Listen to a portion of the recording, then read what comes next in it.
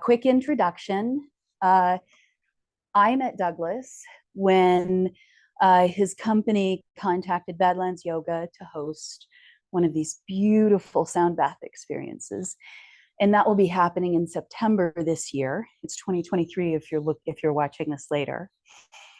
And as we met and started to share about our own practices, we found that we are kindred spirits in terms of having a personal practice as well as a community that we connect to. So Douglas was the principal timpanist for the New Mexico Philharmonic and has transitioned into the sound healing as his business, and still plays percussion and is a lifelong meditator or a more recent meditator? I'd say lifelong. Yeah. I even when I was a kid, for some reason I was able to have a quieter mind. So that, I would say a quiet mind, but a lot less chatter. I always had a place to go to. I grew up in rural Virginia, so Yeah. my backyard was about an acre, but beyond that acre was 80 acres of my grandparents' land in the forest. Wow. So literally, I could just go back there and literally, it felt like hiding, or Yeah. just enjoying just nature. I mean, which is kind of like hiding and getting away from all the chaos and all the movement and all of the high energy. Yeah. Like hiding in one respect, but maybe like being found in another. Absolutely, all in one. Yeah. And so as we were getting set up for this, I wanted us to meet here in his studio because it's such a beautiful place. Thank you. You're welcome. Thank you. We were talking about language and meditation. And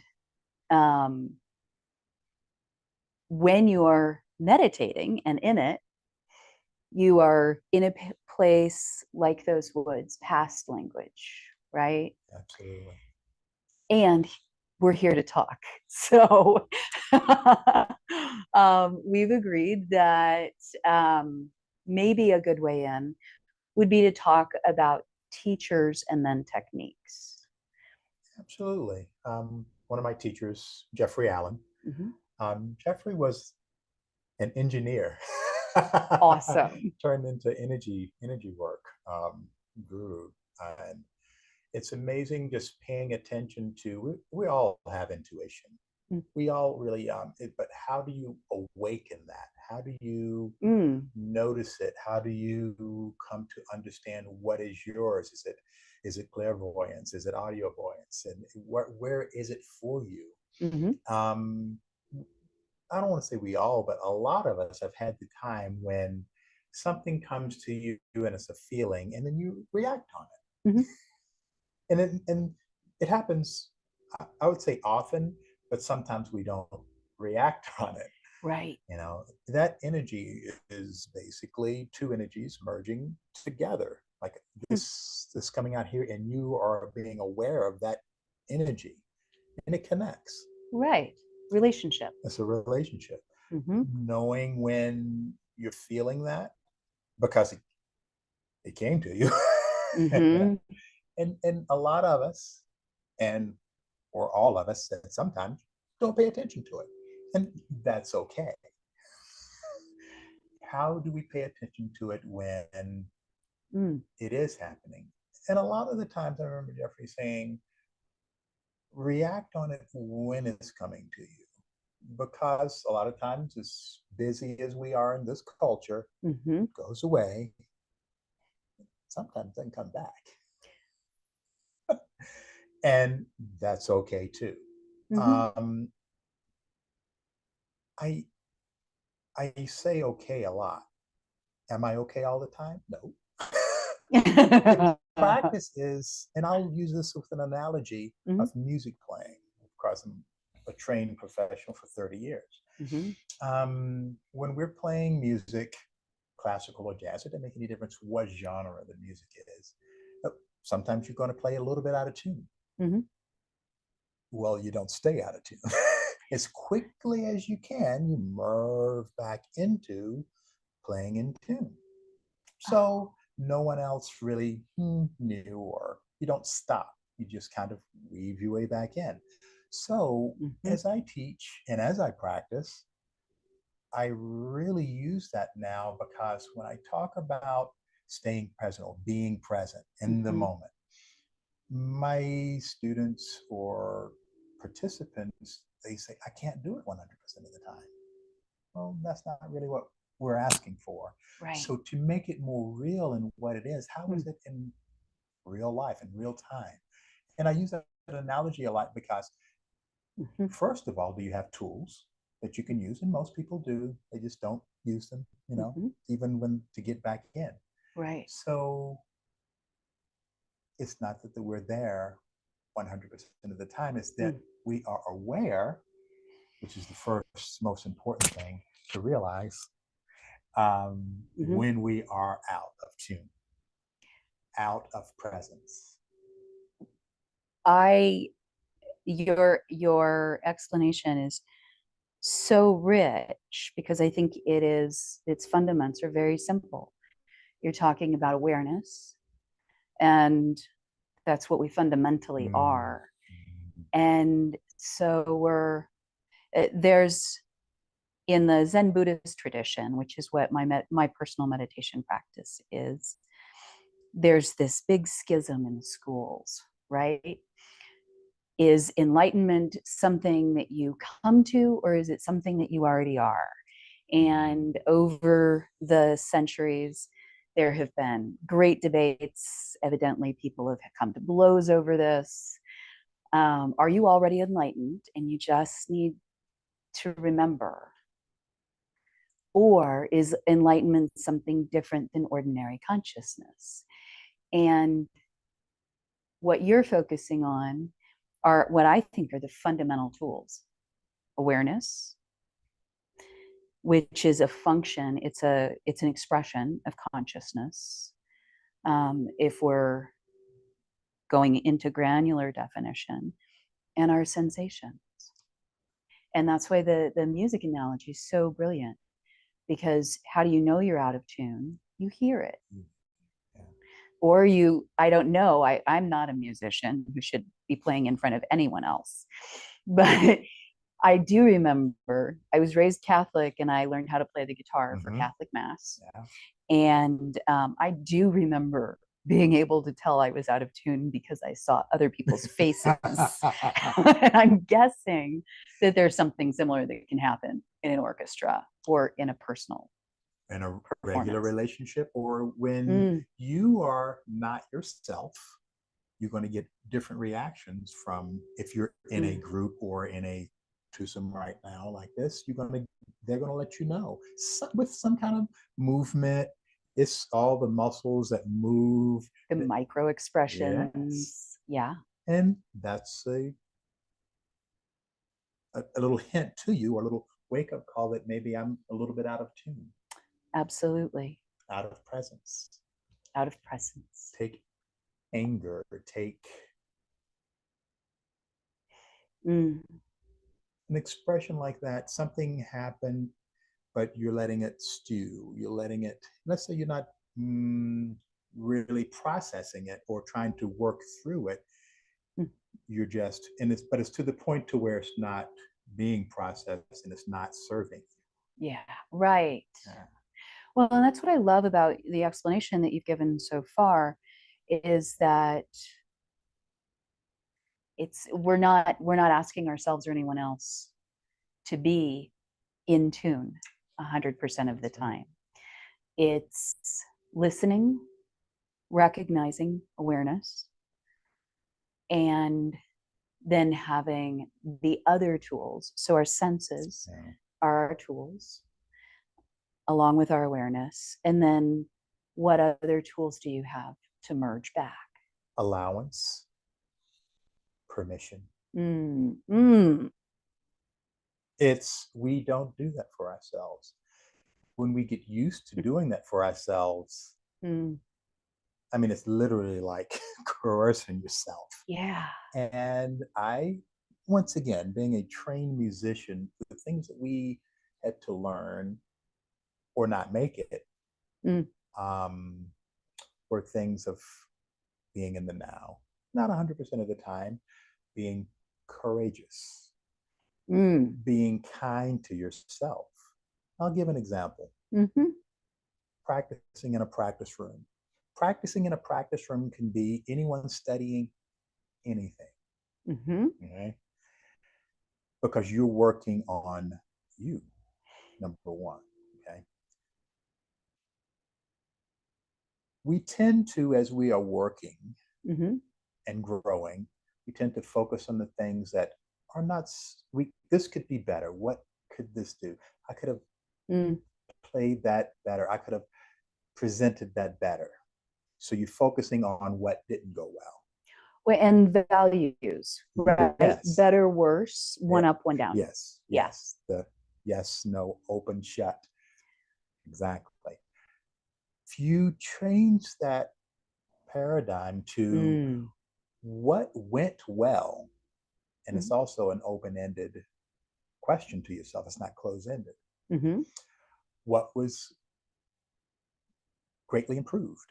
Something was improved. Everything didn't sound awful or Right. what you were working on. So focusing on that again is growing your energy. It's about energy. It's Mm-hmm. growing that energy to the positives, even those things happen that you would like to work on. And then, well, here's one of my Mm-hmm. favorite ones. It's so there were three. That was what went well, what was greatly improved or what was improved, Mm-hmm. and what was great effort. Hmm.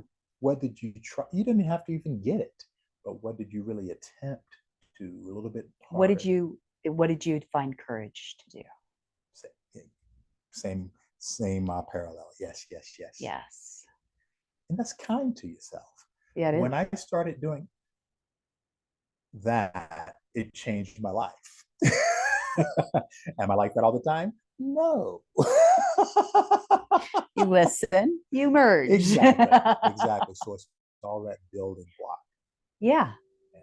Yes. I love it because it opens up. And so when we were getting set up, we talked about potential for music in the background. And I asked, well, do you have some of yours? And then I was going to tell you guys, oh, the track is called. And Douglas said, A track with no name or something like that. It may have a title, but it would be hard pressed for me to play this session again, verbatim.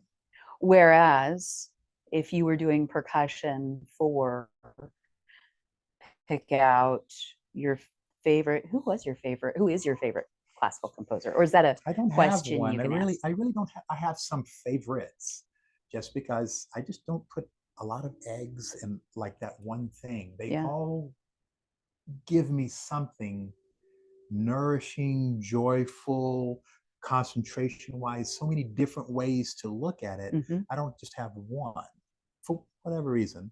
Um, but I am, I really enjoy playing Mahler, Gustav Mahler. I wrote 9 symphonies. They are massive. Beethoven, 9 symphonies, but they're just, they're massive and so grandeur. Just when you sit in a rehearsal and you feel Mm. the vibrations and Mm-hmm. is it's just I'm being nurtured and I'm not even playing when I'm counting rest. Right. But then when Oh. I play the kettle drums, it's the big large timpani, Ooh. and it's going, it's resonating like crazy. It's like your own personal sound bath, I would imagine. Absolutely. Yeah. I remember when one of my music teachers Mm-hmm. told me, you should be able to feel the drum if you're playing, I don't want to say correctly, if you're playing it openly, Mm-hmm. relaxed, If you're tensed, it's not going to get in. And if you're tense, the drum is not going to ring as much. You've stopped relationship. Yeah. Yeah.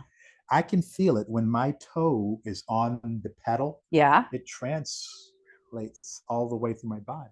So it's a full body experience. And a big part of that is interoception, or sensing your internal landscape. That fascinating. Could you play? I don't know how many movements are in Mahler's Ninth Symphony, but pick one. Could you play that the same way twice? Yes, absolutely. Really? Yeah, I could. On my part, absolutely. Yeah. Let's say when I'm getting ready for an audition, you want to be able to play it 3 or 4 different ways in case you get asked to play it differently. But it's basically memorized, and you're got it. It's going to be, and the notes are always going to be those notes in that rhythmic structure. Right. I can't ad lib. Correct. Like jazz. Like jazz. And that's, I said, so is doing this more like classical or more like jazz? And I said it's more like jazz because each sound bath is improvised. I have the ability to be able to do that. I had that when I was a kid. I would just play on things. When I was 7, 8, 9, 10, 11, I would just play on stuff. And then I started being able to read music and become not, I did like the blinder type of thing, right? Which meant classical music, when it started, was more improvisatory. It was the pop of the time, right? Yeah, it was the popular music. Yeah. And you could just make up stuff. And then they started writing things more, and it just became more that it's going to be, everything's going to be written down instead of we're going to open this up for more embellishments. Okay. At any rate, so I went that route, which gave me so many tools of finite playing and plushness and palettes, so to be able to make so many different sounds on one instrument, which that's what I love, because it opens up this one bowl or this one gong that I can make it sound like 10, depending on where I play it, how I play it, which type of mallet I use. So again, that's the improv of being able to listen to the room, watch people's movement if they are, watch their breath, pay attention to their energy. What does the song or sound bath need for what is going back and forth? To harmonize the energies present. Yes. Yeah. So that makes a lot of sense. A lot of what we've talked about we've highlighted the relationships, internal relationships, sensory relationships, and then when you are facilitating a sound bath, you're facilitating a symphony in the room. Absolutely. Yeah. And among these amazing bowls. I want to ask about the bowls in a moment. And when that relationship gets stuck, you feel out of tune, what techniques do you have? Would you like to share? Which relationship are you making sure I might ask it? When I'm in when I'm presenting? Well, I would love, in just a moment. I was thinking more about in your personal meditation practice. Because I don't know about you. I've sat down on the cushion of a morning, and of course I hope I don't. No, there's nobody around to see if I'm in my own meditation room, but the internal landscape is a little bit like the 13-year-old girl going, how long is this going to last? What are we going to do next? Why are you doing that? Right? Absolutely. It's really not pleasant inside sometimes. That was me this morning, believe it or not. Was it? So this morning, I was out of sorts, meaning focusing on the list, focusing on what hasn't been done yet that needs to get done. And I would go in and out of tune. mostly out of tune early this morning. Mm-hmm. And I did a slow walking meditation. Yes. Again, that grounds me. And, each step is taking 15 seconds. You're feeling the earth. You're feeling the floor. You're feeling your heel. You're feeling your arch. You're feeling. What else is that to pay attention to? But when you can pay attention to those things happening, my brain slows down because I'm no longer thinking about the list. I'm no longer thinking about, I'm concentrating on breath because I'm concentrating on just the movement. Eventually, I get into sounds, perhaps. Usually I do, but really you're just focusing on that step. You're focusing on the knee. You're focusing on, as a little bit off balance. I'm focusing on, you're just there and nothing else matters. It's okay. And again, that's permission to be okay. And I'll well up because we don't, when we are in the present, rarely are we being chased by the lion. The lion is the list. It gives us anxiety. Right. It could be a list, or it could be a memory of a lion. Absolutely. It could be something that was real that's not happening. Basically, it's not happening right now. And allowing the body time to register that is so very important. Permission. Yeah. So it sounds like, rather than, so one of the Zen practices that they will often teach in like a quote unquote beginner's session, aren't we all every single day, and is breath counting, right? Inhale 1, exhale 1, right? And then you don't always make it to 10. Start back over. You just start back over. So that's one of your techniques when you, but it also sounds like, and that one's sensory based because you have to feel it. But then you're sensing your position in space, proprioception. You're sensing, what's my knee doing, which could be interoception. Sounds, perception.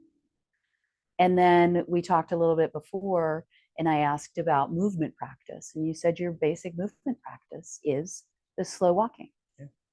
Who introduced you to that? It was Bodhi House, actually. Awesome. Many years ago. Yeah. So are we talking about Bodhi House in Jemez? Yes. Yeah. So if you're in New Mexico and you're in the area of Jemez Springs, which is east and south of Santa Fe? Slightly west. Thank you. Yeah. Directions. Yes, west and south of Santa Fe. Bodhi House there is, when they're open to the public, such an incredible resource. Yeah. So would you say, do you have a sangha? Do you have a group that you sit with? My group, my sangha is really, we don't normally sit. We are in different parts of the country. Okay. Yeah, but community here is a little bit smaller, but it's nurturing. Again, it's really an opening of allowance again, and non-judgment, which is, it gives you that permission again to be vulnerable. Yeah. And that gives you the permission to grow.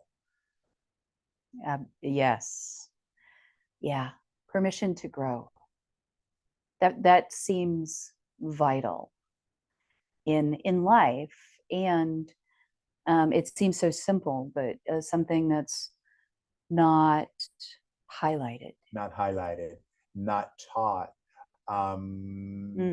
Also, it's a practice. When we say practice, an example is, you don't have to practice it 1 hour a day, even with my students or my music.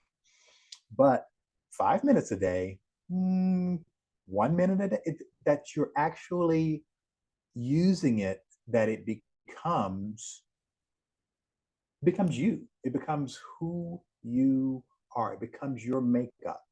And focus on the energies. Focus on, is it serving me in a upward energy way, or is it serving me in a downward energy way? And again, no judgment. No judgment. Recognition. Yeah. What I love about this is, so in yoga language, Sanskrit, the being out of tune, those are experiences of what would be called the obstacles, kleshas. And these are not just yoga, these are in Buddhism and a lot of other traditions. There are 5 basic obstacles: not knowing who we are, fear of death, mistaking ourselves for our roles, clinging to what is pleasant, and pushing away, right? And so when we find that we're out of the swim, we have skillful means, upaya, techniques that can bring us back into the flow. And it seems to me that these bowls, the gongs, all of the percussion instruments you have here, and the experience you offer is one of those potential skillful means. And it grows out of this practice for you. Absolutely. Yeah. What would you say to somebody who is listening to us, and because they keep thinking or mulling over, gosh, I would like to be one of those people who meditates. I'm looking for a practice, or gosh, I wish I knew how to practice yoga by myself or slow walking by myself. How would you, what's the most important thing about practice they need to know? It's okay to be incorrect. Yes. Yes. I sense a theme. And again, I don't know what happened, well, in our society that just pushes that. So many things have happened. Yeah, tons. Find your joy also, meaning what is it that brings you joy that's healthy to your being? Do that every day for a small period of time. You'll be amazed at how that will change your energy, and allow something else to open. Because when we are not feeling resonant, or when we're not vibing on a higher kind of energy source, we're connecting energies that are like us. We can only connect with energies that are like us. Connect. What's the option? You clarified connect. Yeah, disconnect, meaning you have this you have, what's the word I'm looking for? Resistance. Yeah. And it doesn't flow. Right. Doesn't feel good. Pay attention. Pay attention. Pay attention. Being aware, being mindful. Is play little games. Here's another game I play. Usually, it used to be when I left my studio, get into the car, I would, did I lock the door? Did I not lock the door? It came a time that I said, I don't want to go check the door anymore, because I know what's happening. I am thinking about something else as I'm locking the door. I'm not present. So I just didn't like the feeling that, well, you weren't paying attention. For me, kind of not being so kind to myself. Right. I'm not there 100% of the time. So but I was aware that I wasn't being kind to myself, and I didn't like that. I really didn't like it. And you recognize that you didn't like it. I think so many of the times these things sort of happen recursively, and then we push it down. Yes. Like, oh, that wasn't very nice. Oh, push that down. oh, that wasn't very, oh, push that down. And at some point you interrupt. Yes. So I said, how can I make this different? Mm-hmm. So I said, I am going to move 2 to 3 seconds slower when I lock my door, and I'm going to announce it out loud. It tickles me. It tickles me today. I'm putting the key in the door. I am actually locking because I'm telling myself what I'm doing at that moment. And it feels so good. It's simple, but I like feeling good. Yes. Yes. I do. Who likes feeling bad? But you make little simple things that can just change it like that. Yes. And I think this is so very important. So one basic instruction would be slow it down. Slow it down. 2 to 3 seconds. It's not a lot. Right? Yes. And then when we speak to ourselves, we are being both teacher and student simultaneously. And so if I speak to myself and say, well, oh, that wasn't very good, why, but I can be really mean to myself. We can. I am teaching myself in a certain way.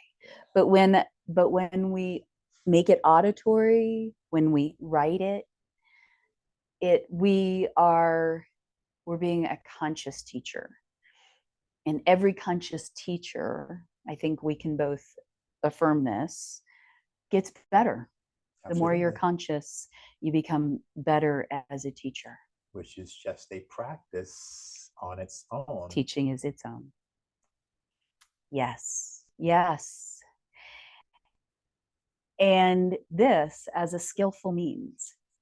How did you find this in terms of the bowls? What's the material they're made of? So this is, where'd you find them? This is quartz, crystal, which is glass. There are a certain percentage of how pure it is, if it can be used. These were really used in its purest form to hold different substances, like an acid type of substance. And if it wasn't the purest, it would actually leak through and bleed through. Wow. Right, because the acid would find the defect. Exactly right. So they would throw out a lot of bowls. But what they found out when they threw them out is how much they would ring or whatever when they would be. So this is years and years ago. So how did they find me, right? A friend gave me one 20 years ago. 20 years ago. Loved it because I love things that resonate. I'm a percussionist and a musician. Played it, enjoyed it, tucked it away. After a couple of moves, the bowl ended up going to a friend.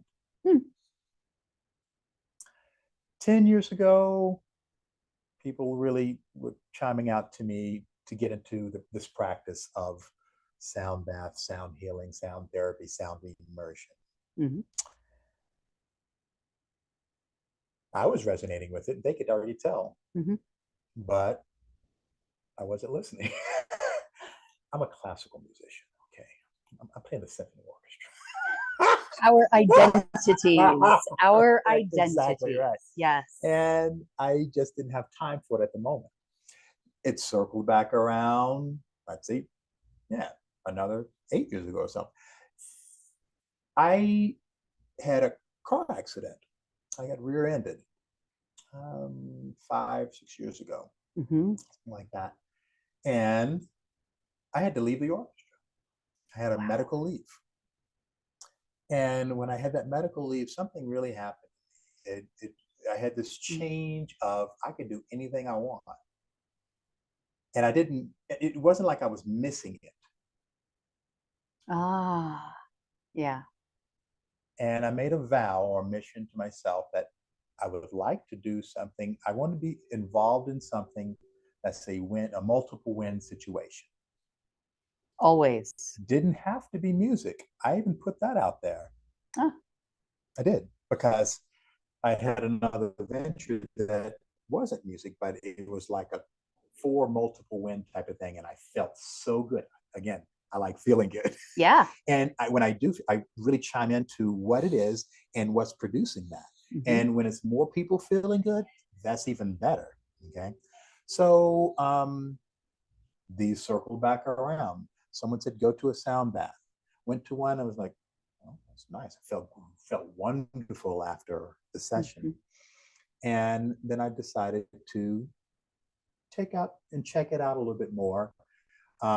Went to study with a couple of people in LA. And after I went and studied with them, got my certificate as a musician, I was answering all these questions. They had me back to teach them music theory. Ooh. Because as well as they could play, they didn't understand music theory. And I love these people dearly. They Right. play well. But when you understand music theory, techniques, colors, blend, which I already had, it makes it so much more. It's everything open, everything when you can do that. The raw experience, there's the theory, there's the understanding of how pieces and parts can be analyzed, right? The pieces and parts are maybe not, they're not there all by themselves, Right. but we can analyze it into that. And then when those two come together, the raw resonant experience together with the understanding of it, it supersedes. Absolutely. How fascinating. And I started playing. Well, that wasn't hard. I still grow today, listening to the bowl. It tells me how to play. And I know that sounds funny, but it vibrates and resonates in a certain way. And when to taper another one in, taper another one down, you have to pay attention to the room, pay attention to that energy. And the more I listened to my playing 4 years ago and my playing today, sounds like two different people. It's just growth. So that's how it came to me. It came to me out of something closed, something open. And I just I love playing. I just love it because it does come natural to me because I've been doing it for so long. Well, and you had a facility for it coming in, evidently, because you said you, even as a kid, you remember playing your world. Yeah. Oh my gosh. Yeah. That's great. That is great. Well, and you offer sound healings, sound baths. Is one of those terms more correct than the other? There's no wrong. There is no wrong. You offer them all over the place. Yes. You can come here to the Lotus studio. It's beautiful. We have anything, small groups of 4 all the way up to 8 in the studio. And then I facilitate all around town with different yoga studios. I'm looking forward to the one at Badlands. Thank you. We are too. And also out of state. So it all depends. We're looking at different resorts now. And the whole theme is share with the masses, and how people know about it. People don't know how to get to it sometimes.